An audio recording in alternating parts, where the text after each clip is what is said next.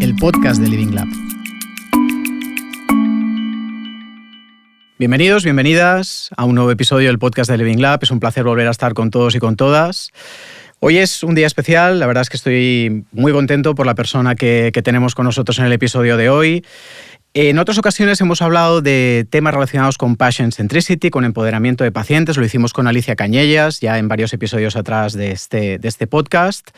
Hoy tenemos a Joan Carles March, que es una persona absolutamente de referencia, que tiene una trayectoria tremendamente exitosa, larga y muy reconocida dentro del mundo del Patient Centricity y de la sanidad pública. Joan Carles March es profesor de la Escuela Andaluza de Salud Pública, es cofundador de la Escuela de Pacientes de la Consejería de Salud de Andalucía, es experto en salud pública, colabora habitualmente con medios de comunicación, es habitual en redes, tiene una actividad en LinkedIn realmente interesante y os recomendamos encarecidamente que sigáis sus posts porque mucha gente los sigue, realmente son de altísima utilidad.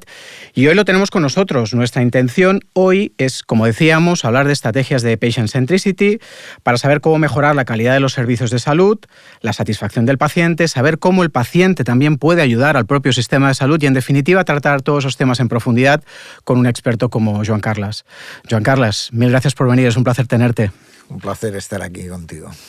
Bueno, pues lo dicho, vamos a intentar exprimir todo tu conocimiento al respecto y todas tus opiniones, así que siempre hacemos lo mismo en todas nuestras entrevistas o todos nuestros podcasts, que es empezar rompiendo el hielo y preguntándote, oye, todo esto del Patient Centricity entiendo que no empieza una tarde cualquiera, sino que tiene una lógica detrás, una historia detrás y ha sido entrando de una manera paulatina. ¿Cómo empieza todo esto? Empieza hace años, esto viene de hace años. Nosotros, mi gente que trabajamos en la Escuela Andaluza de Salud Pública, empezamos a abordar el tema de la importancia de la atención al usuario, de mejorar esa relación, de ahondar en las mejoras de la comunicación profesional sanitario-paciente. Y a raíz de todo eso nos planteamos que teníamos que dar un paso adelante, teníamos que mejorar esa visión, ¿no?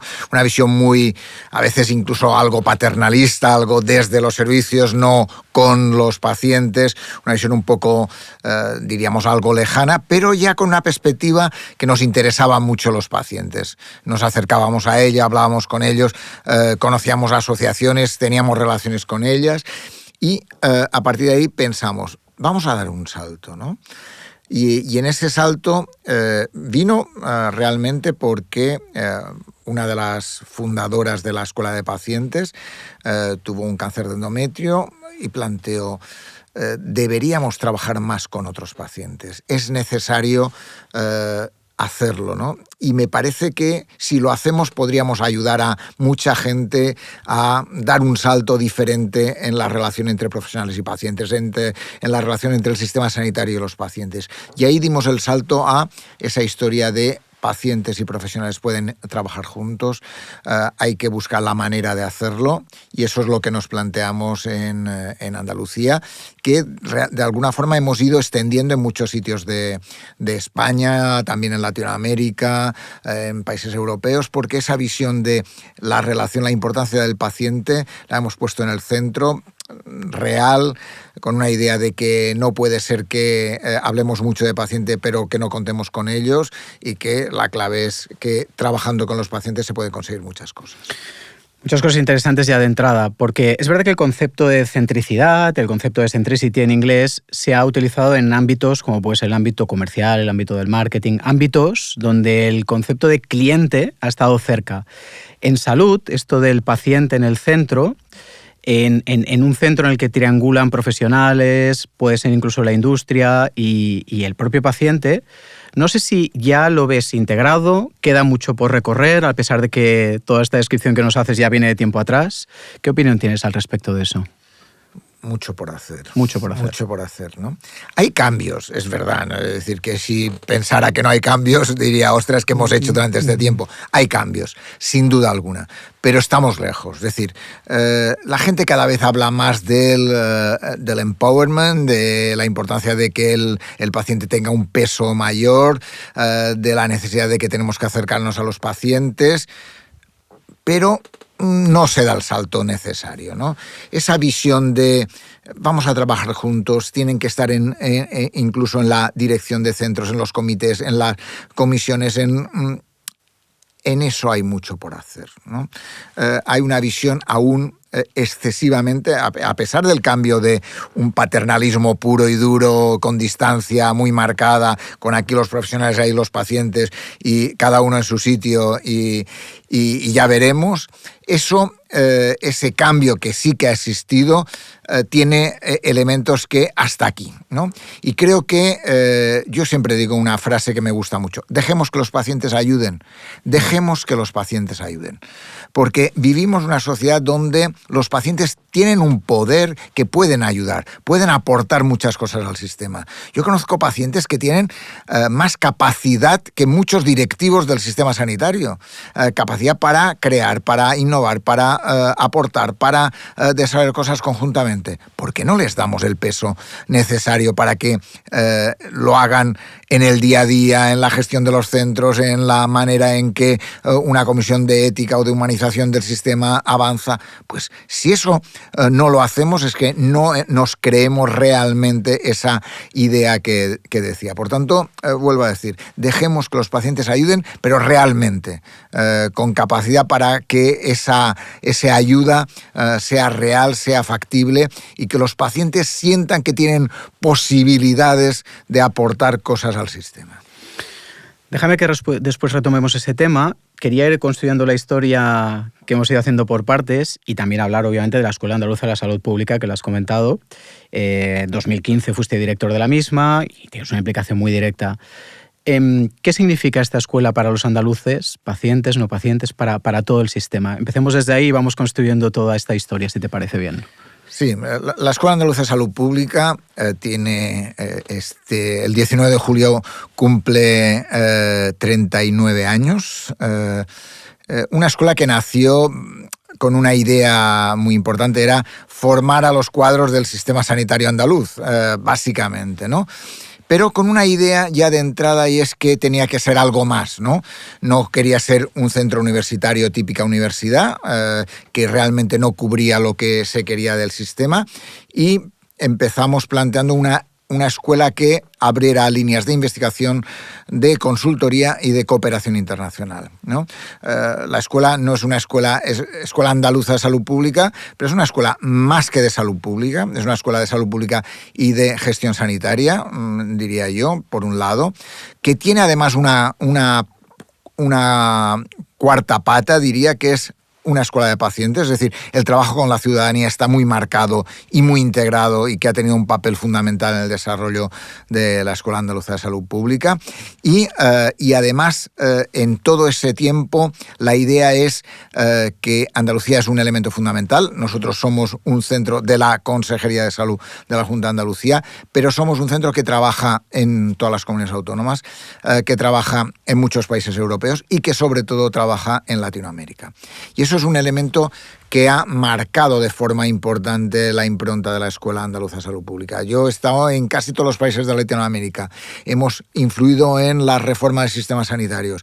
Hemos aportado cosas para que profesionales fundamentales del sistema sanitario chileno, de Colombia, de Brasil, hayan venido a Granada, hayan conocido el sistema sanitario público andaluz, hayan visto aspectos de mejora, y realmente eso ha ayudado a entender mejor la sanidad andaluza y, por tanto, una parte importante de la vida de los andaluces. De alguna forma, la sanidad en cualquier comunidad autónoma tiene un peso importante.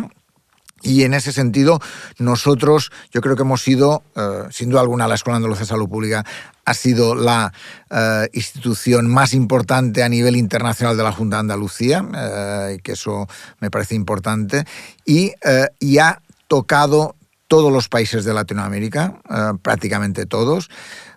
y eso es muy importante. Seguimos teniendo mucho peso en Latinoamérica. Ahora estamos trabajando en un proyecto en Colombia que marca todo el cambio del proceso de la reforma del sistema sanitario en Colombia. Hace poco estábamos en Uruguay, hace un poquito más en Chile, hemos trabajado recientemente en Argentina, yo hace poco estuve en Brasil. Es decir, esa visión de compartir lo que hacíamos desde Andalucía hacia el mundo, yo creo que es algo que hemos hecho. Pero no solo hacia el mundo, hacia los profesionales, hacia los pacientes, hacia las asociaciones. Por tanto, una visión de acercar una institución académica, que no es más que una institución académica al mundo real, a la situación de los centros sanitarios, pero también a las asociaciones, a los pacientes. Incluso, diría, en algunos momentos, en mi época de director, hicimos un salto de que teníamos que estar mucho más en la ciudad de Granada, porque siendo una escuela en una ciudad como Granada, teníamos que hacer que se viviera o que Granada viviera lo que era la Escuela Andaluza de Salud Pública. Claro, aquí posibilidades con tantos proyectos, tantas miradas, de empezar a entender muchos matices y muchos vértices, por ejemplo, a la hora de desarrollar proyectos, ¿no? Las diferencias geográficas, las diferencias en los sistemas de salud, las diferencias directivas a la hora de tomar decisiones en diferentes ámbitos, que creo que es tremendamente enriquecedor desde Andalucía hacia afuera y desde fuera hacia también Andalucía, ¿no? Y un gran sistema de aprendizaje, entiendo. Sin duda.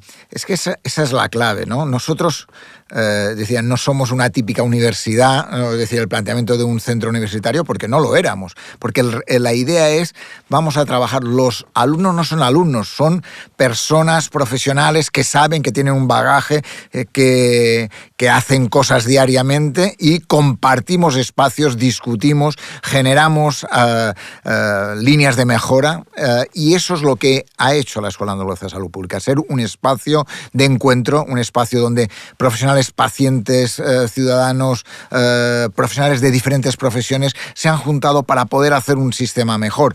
Aquí en Andalucía lo hemos hecho tal, pero también esa misma metodología la hemos hecho en muchas comunidades autónomas, ¿no? Y eso también ha ayudado para hacer un nuevo hospital, para generar un proyecto de plan de comunicación, para plantear cómo hacer una salud comunitaria, una atención primaria más comunitaria. Es decir, que hemos intentado estar en diferentes sitios que nos ha permitido ese aprendizaje mutuo, ¿no? Hemos aprendido, yo siempre digo, cuando he ido a un sitio, la clave, tienes que tener una visión abierta, porque la clave es aprender con lo que hacemos, porque si aprendemos con lo que hacemos, aprendemos los dos, y eso enriquece el proceso de creación, el proceso de hacer algo nuevo, de hacer algo diferente, de generar un momento diferente en esa historia. En estos últimos años, por ejemplo, hemos ayudado a crear escuelas de pacientes en diferentes comunidades autónomas, y ha sido un proceso súper enriquecedor, trabajando con pacientes, trabajando con la gente que lo iba a dirigir, trabajando con las autoridades sanitarias, pero pensando en que podíamos hacer algo diferente para crear un nuevo modelo, una manera de entender, y que eso también ha hecho que la Escuela de Pacientes de Andalucía haya crecido, ¿no? Porque esa es la clave, ¿no? Si tú vas desde la perspectiva de que yo soy el que sé, tú el que vienes a aprender, nos equivocamos. La clave es aprendizaje mutuo, espacio de encuentro, lugar donde podemos crecer de alguna forma. Esa es la clave. Qué interesante. Aquí, desde Living Lab, obviamente hablamos de innovación, hablamos con innovadores como tú, y hablamos, incluso en uno de los episodios, vamos a hablar de lo que se llama cross innovation, que son innovaciones desde parcelas o áreas que son improbables. Es decir, personas que tienen un bagaje pues, muy distinto entre sí, pero que se encuentran para solucionar problemáticas o retos y utilizando sus propios aprendizajes, historias, habilidades, son capaces de solucionarlo, ¿no? Yo creo que esto puede llegar a ser un ejemplo de cross innovation súper interesante que luego se acaba divulgando en diferentes áreas. Sin duda alguna. Ahora, por ejemplo, decía que estábamos en un proyecto en Colombia, ¿no? En la reforma del sistema sanitario, ¿no? Y la consultoría que estamos haciendo es un proyecto de mejora del sistema sanitario en Colombia, pero lo hacemos de una forma diferente. Nosotros trabajamos con un grupo de gente amplio, pero a la hora de trabajar en las áreas concretas, a partir de nuestras iniciativas, una parte del grupo va a trabajar con otras áreas para que conjuntamente creemos esa reforma del sistema sanitario que se quiere hacer. No sé si saldremos, si llegaremos al sitio que queremos llegar, pero la clave es esa, es decir, cada uno puede aportar su visión a esa historia. De alguna forma, si lo hacemos desde la perspectiva que solo nosotros somos los que sabemos lo que tenemos que hacer, nos equivocamos.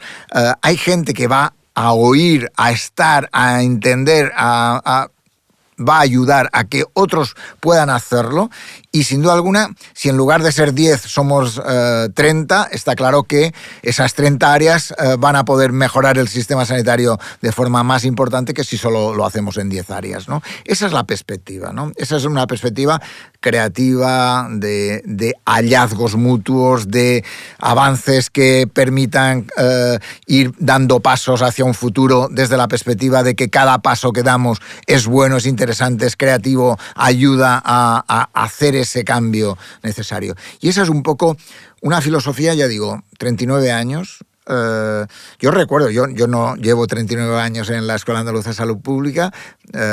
Yo cuando entré, yo entré por casualidades de la vida.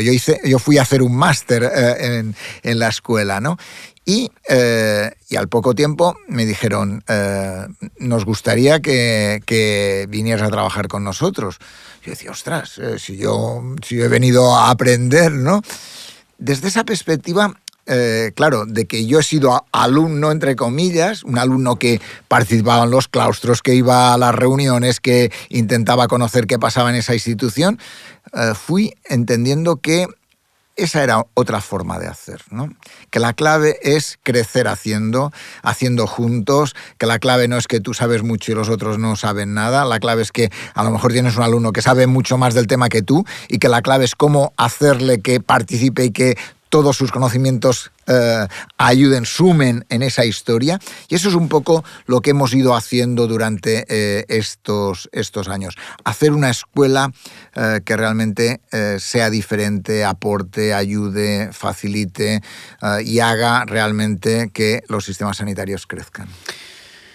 Yéndonos a toda tu parte de conocimiento y amplio bagaje en salud pública.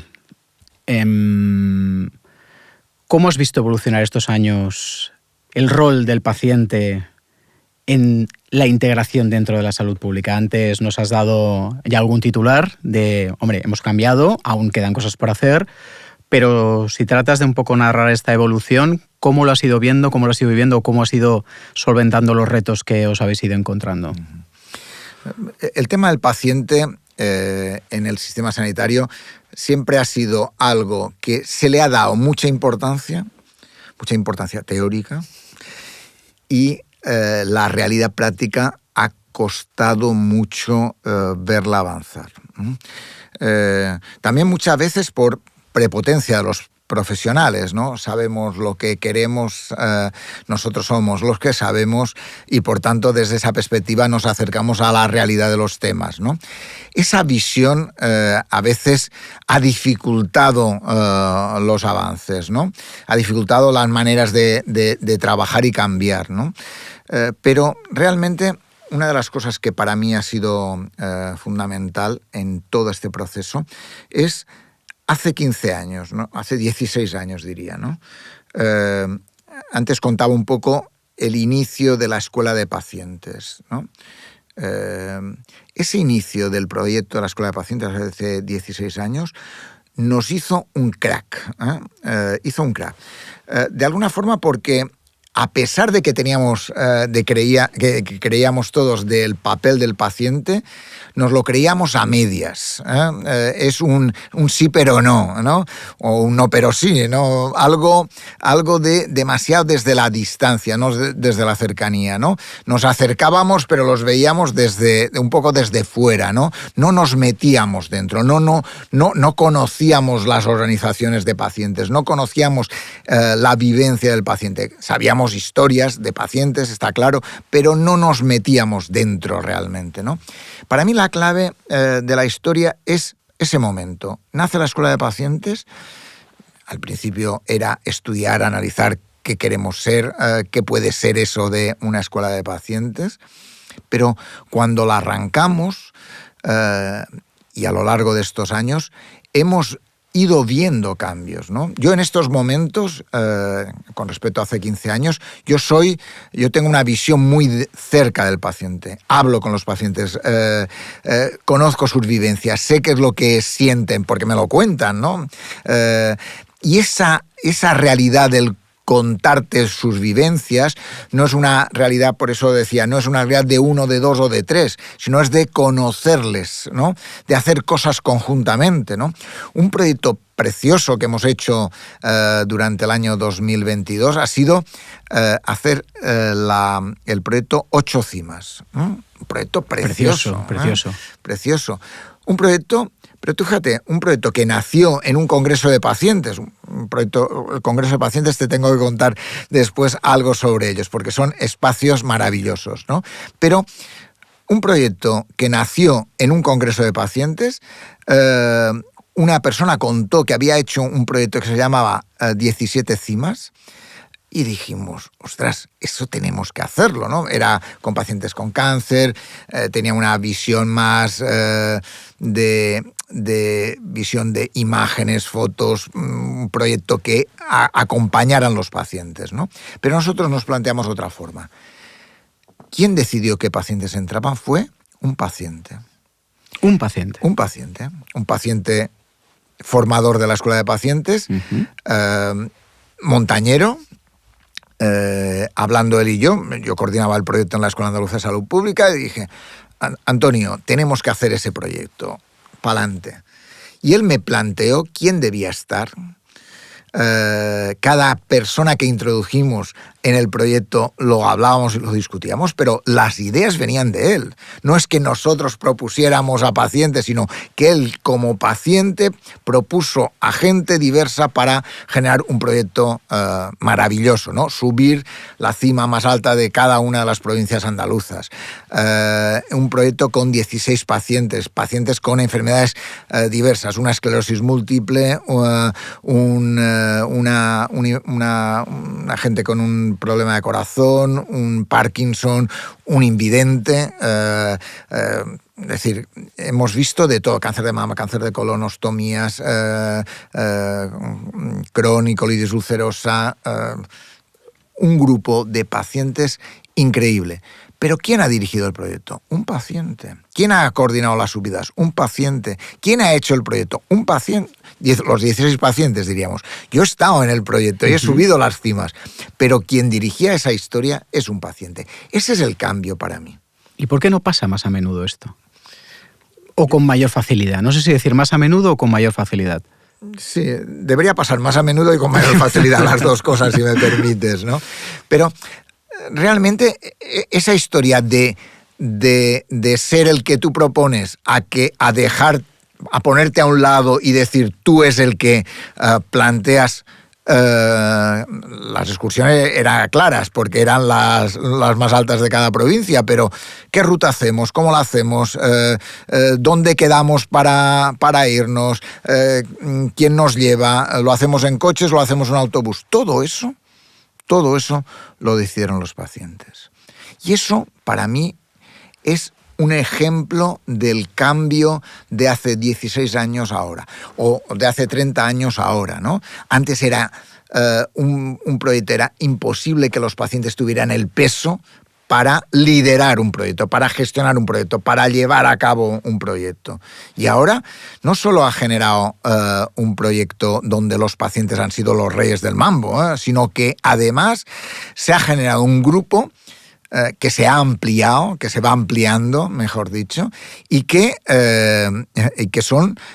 quedamos para hacer excursiones, que casi cada mes nos vemos.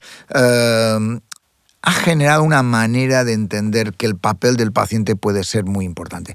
Y no solo para subir montañas, sino para generar espacios de debate, de discusión, de mejora, de trabajo profesionales pacientes, de empoderar a pacientes, asociaciones, de cómo mejorar ese papel. Es decir, que hemos pasado de una visión más paternalista, aunque fuera abierta, diríamos, porque teníamos mentalidad abierta, pero algo paternalista, a un papel donde hemos dado la vez, ¿no?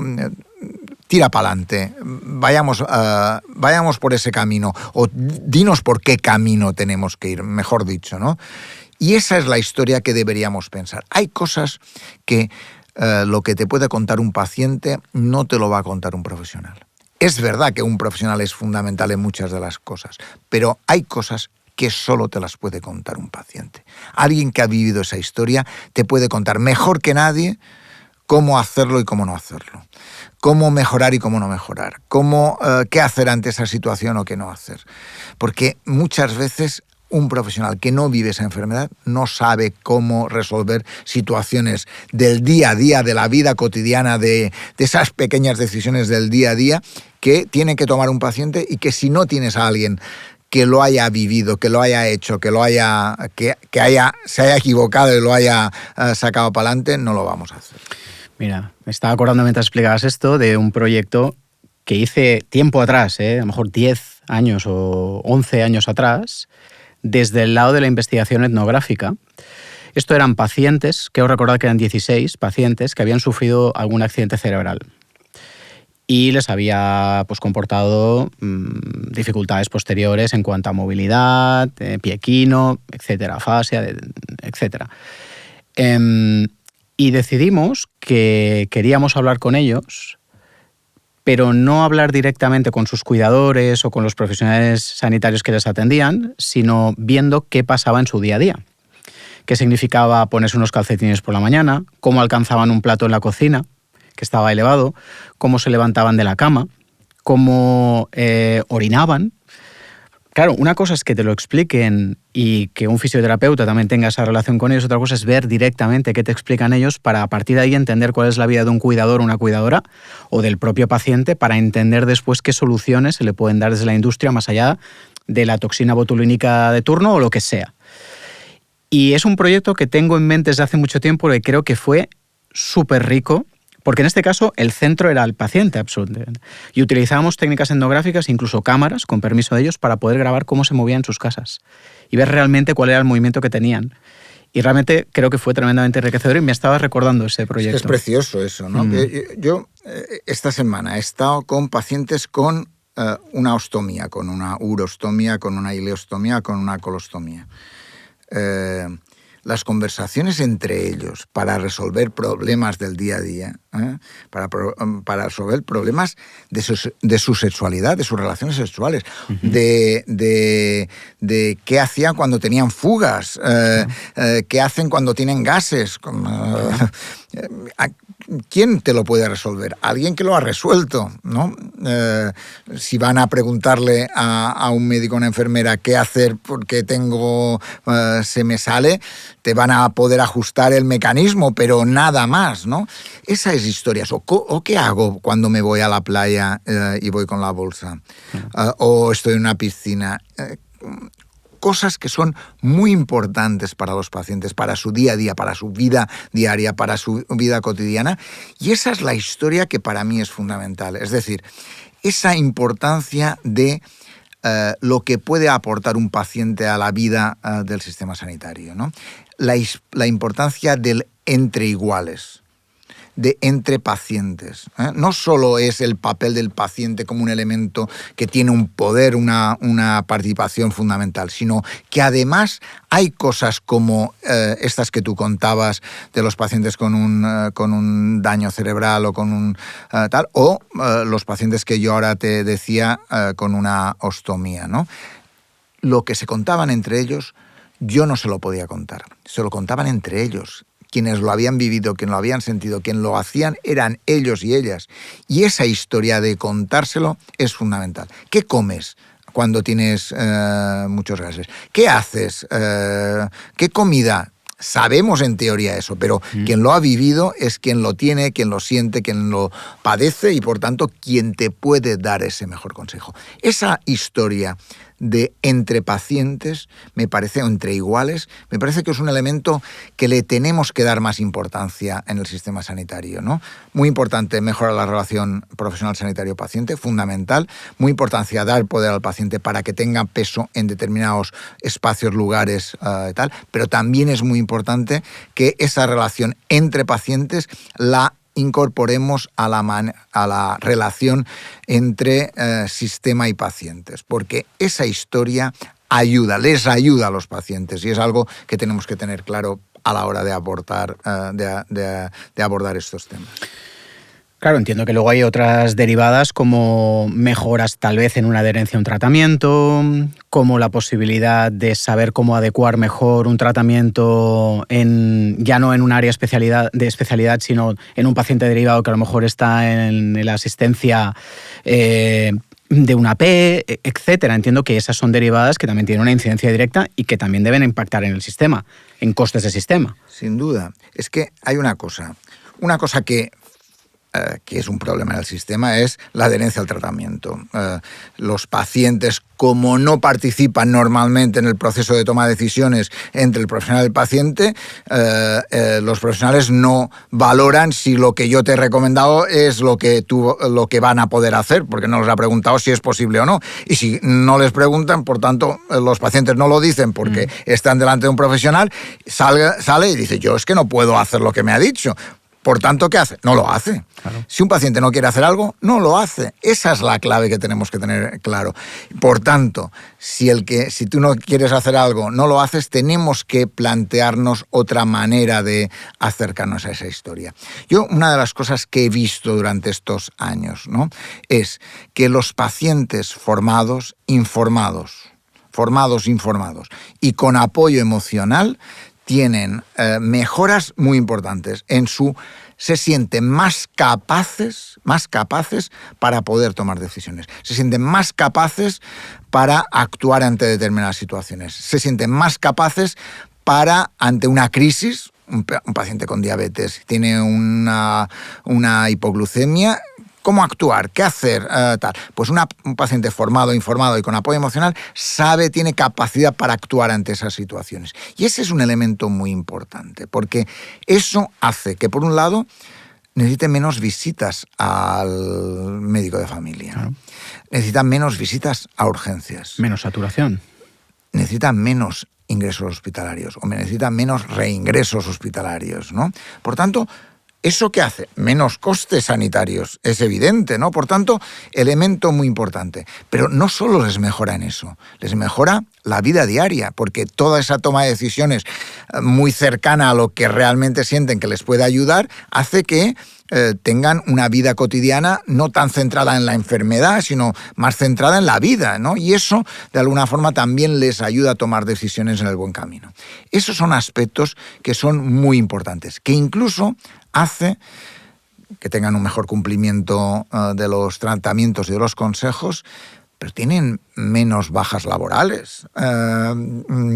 Es decir, que por tanto las mejoras tienen una visión mucho más amplia que la visión simplemente de ante una enfermedad yo me acerco a mi profesional sanitario, me da un tratamiento, unos consejos, los sigo y tal, sino que avanzamos en una mejora de tu vida diaria, en donde la enfermedad es un aspecto importante, pero que no centra toda tu vida, sino que las relaciones sociales son muy importantes, que las relaciones familiares son muy importantes, que las relaciones sexuales son muy importantes y que todo eso, de alguna forma, te permite mejorar tu vida diaria. Y en eso yo creo que la gente del sistema tiene que hacer otro cambio, ¿no?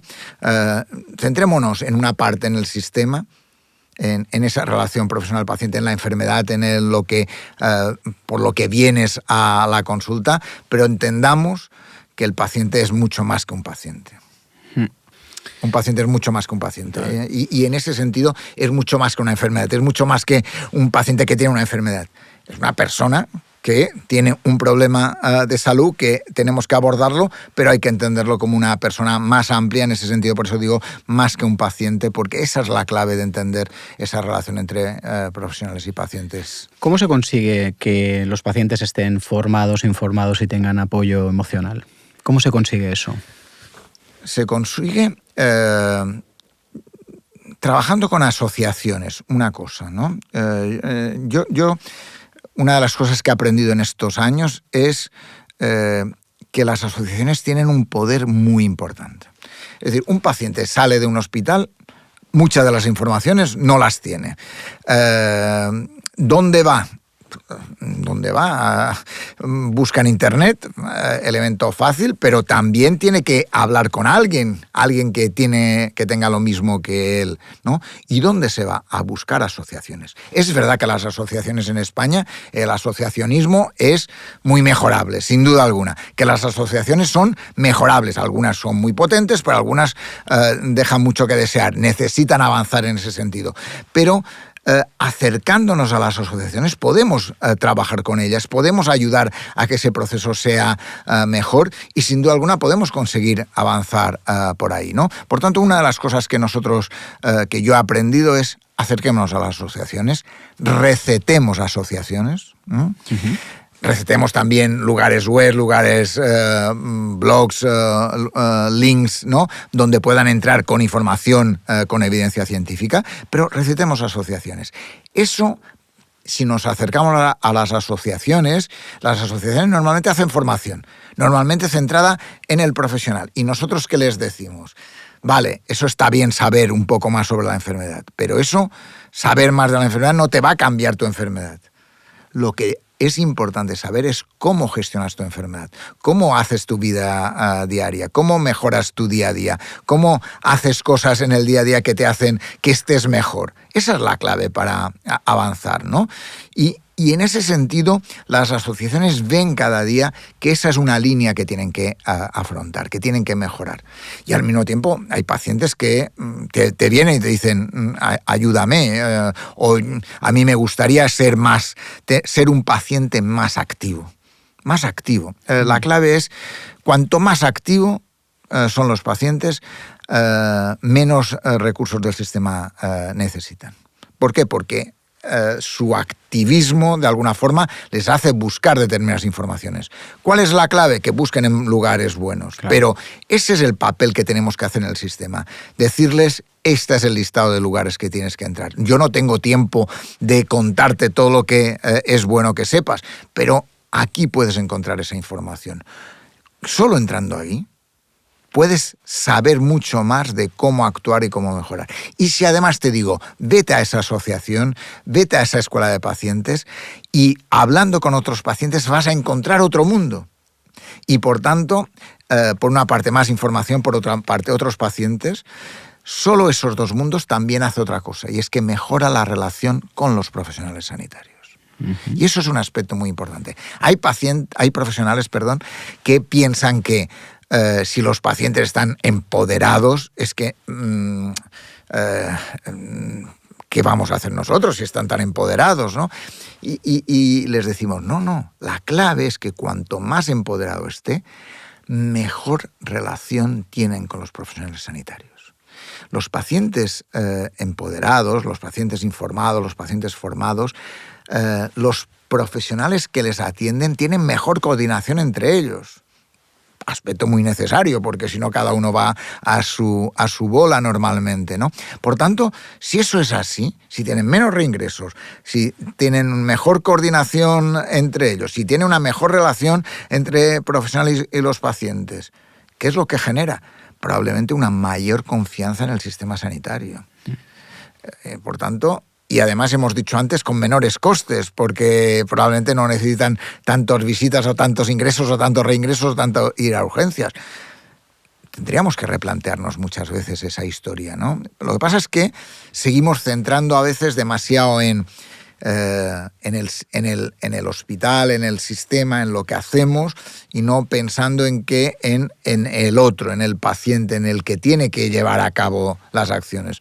Porque el que tiene que llevar las acciones a cabo es el paciente. Trabajémoslo para que lo entienda, para que lo haga de otra forma y para que permita avanzar hacia un mundo mejor o hacia una atención mejor.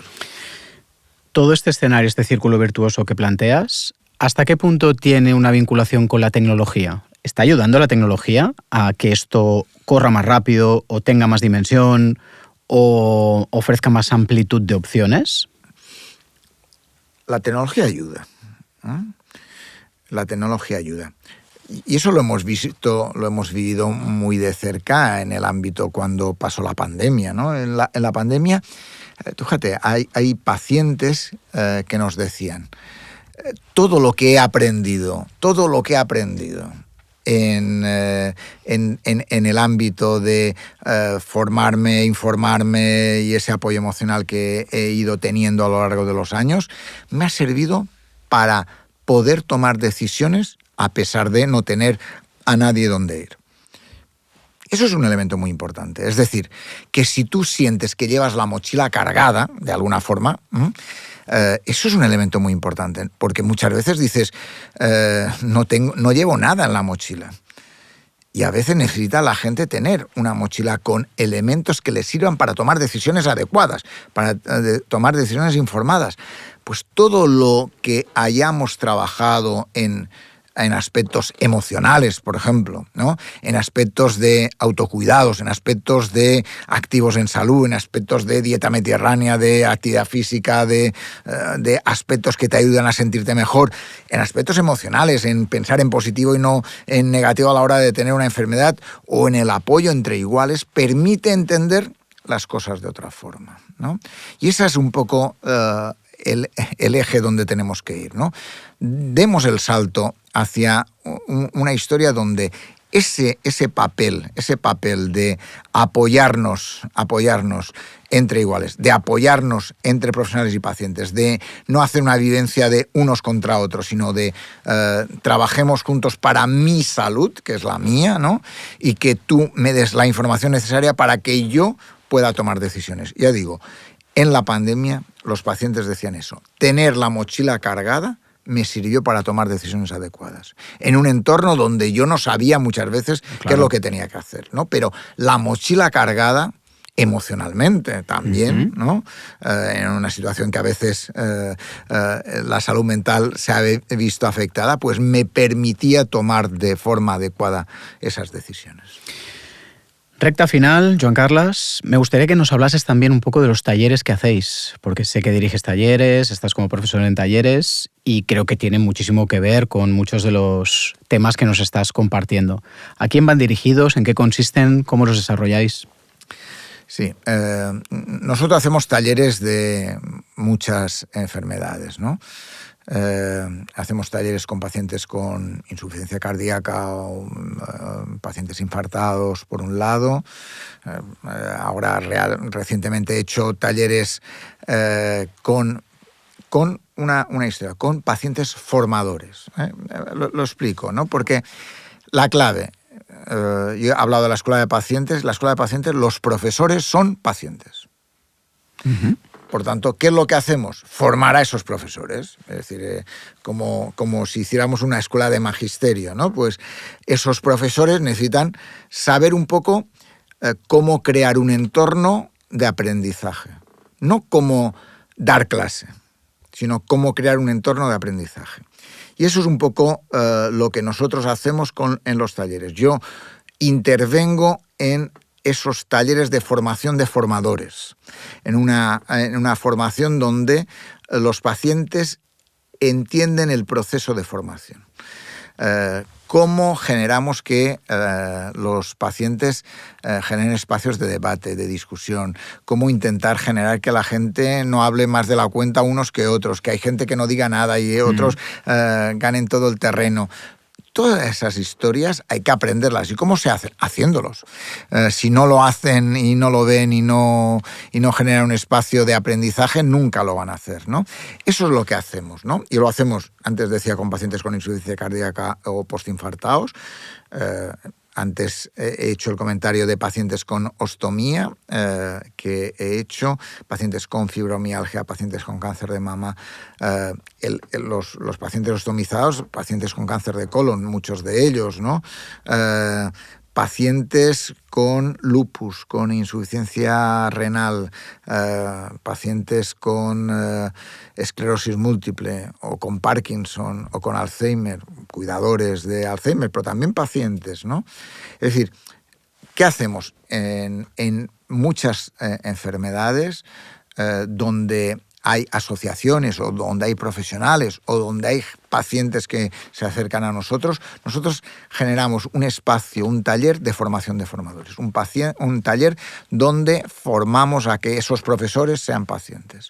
Y a partir de ahí, los pacientes generan talleres con pacientes. Talleres entre iguales, que es un poco esa idea que antes decía yo, la formación entre pacientes. Esa es la clave. Nosotros abrimos un camino que luego sigue, ¿vale? De alguna forma generamos un espacio donde los pacientes van siguiendo a partir de ahí y van formando a otros pacientes.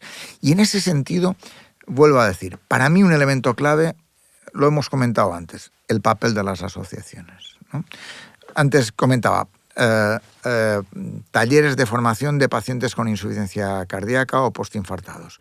Lo hemos hecho con las asociaciones de rehabilitación cardíaca de Andalucía Oriental y Occidental. ¿Qué han hecho? Hemos hecho talleres en Andalucía Oriental y en Occidental. Luego, ¿qué van haciendo a partir de esos talleres? Pues ya ha habido talleres en Cádiz, en Jaén, en Sevilla. Es decir, van haciendo talleres para pacientes, con los pacientes, la clave es con, la clave no es para, he dicho para, pero es para los pacientes, pero la clave, con los pacientes. Los pacientes tienen un papel central. Y vuelvo a decir, nuestro trabajo con los pacientes es que aprendan a manejar el taller. Y el taller es un taller de aprendizaje mutuo, donde los pacientes aprenden. Yo siempre digo una cosa y es, los pacientes que mejor, si miramos luego cuánto han mejorado de salud los pacientes a partir de talleres de este tipo, los que más mejoran son los formadores. De alguna forma, el ser formador es lo es en todos los sentidos, ¿no? Pero en ese sentido, tal como los hacemos, son talleres donde los formadores tienen un papel fundamental, tienen un papel de unir, de aclarar, de no entrar en temas, pero de generar debates, pero sin que se genere un tumulto allí, de generar espacios para que cada uno se lleve elementos para que mañana sea un día mejor para tu salud. Y eso es lo que hacemos, ya digo, lo hacemos con muchas enfermedades, de una forma muy atractiva, talleres de 3 talleres de 3 horas, de 2 horas y media, 3 horas como mínimo. A veces hacemos más de 3, depende de cada grupo de pacientes, pero con una idea.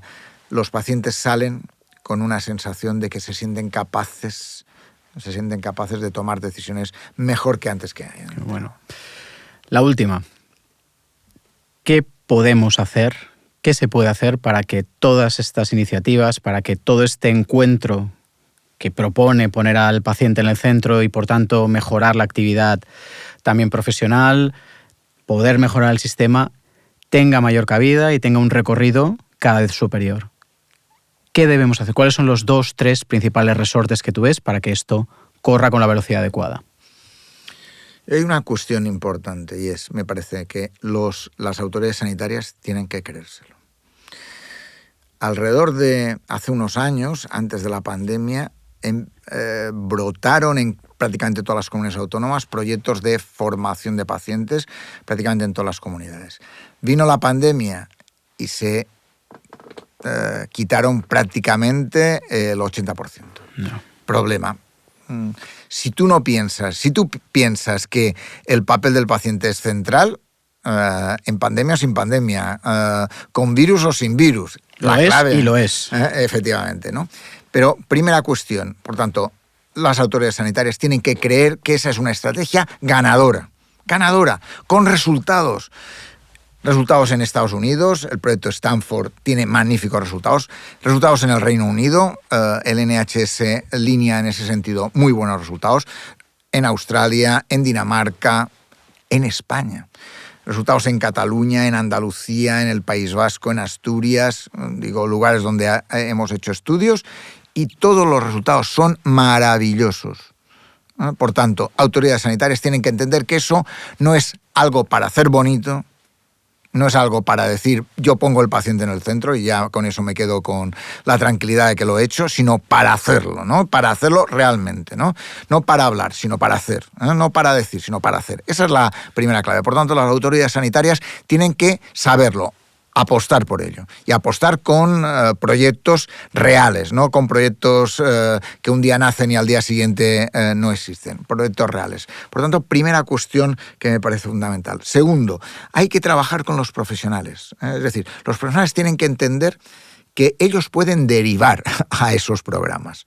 Pueden decir, este paciente podría ser un buen formador, este paciente tiene algo que permita decir que lo va a hacer bien haciendo de profe de otros pacientes.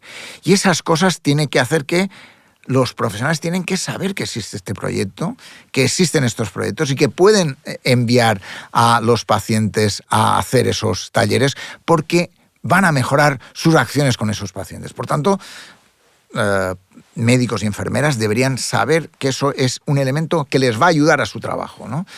Y tercero, las asociaciones de pacientes. Las asociaciones de pacientes tienen mucho que hacer, mucho que crecer, tienen mucho que modernizarse. Entre la modernización que tienen que hacer esas asociaciones es la metodología de trabajo de la que tienen. El trabajar conjuntamente con esos proyectos de paciente activo, paciente experto, escuela de pacientes, escuela de salud, son fundamentales, porque esa fórmula les va a ayudar a que los pacientes de sus asociaciones estén mejor formados, estén mejor informados y avancen. Esa es la clave, ¿no? Avancen en la relación con los médicos y las enfermeras, avancen en la relación con el sistema sanitario, avancen en la utilización de los servicios, avancen en la toma de decisiones de cada una personal. Esa es la clave, ¿no? Por tanto, dejemos que los pacientes ayuden y que ayuden realmente, porque normalmente el paciente es el recurso menos utilizado del sistema. Y por tanto, si queremos realmente que el paciente esté en el centro, dejemos que los pacientes ayuden en todas estas fases, en todos esos espacios, en todos estos momentos, pero en primer lugar que las autoridades sepan que ese es un proyecto ganador. Hay un proyecto que es útil para los pacientes y es útil para los sistemas sanitarios. Yo creo que 3 grandes mensajes para finalizar esta conversación. En primer lugar, enhorabuena, Joan Carles, por todo lo que durante estos años estás dinamizando, activando y trabajando en pro de esta idea y de este tipo de proyectos. Y luego, darte las gracias por todo lo que hemos aprendido contigo en esta conversación. Y a todos nuestros seguidores y seguidoras, esperemos que hayáis disfrutado tanto como nosotros en el capítulo de hoy y os esperamos en el siguiente capítulo de nuestro podcast. Un abrazo a todos. Gracias.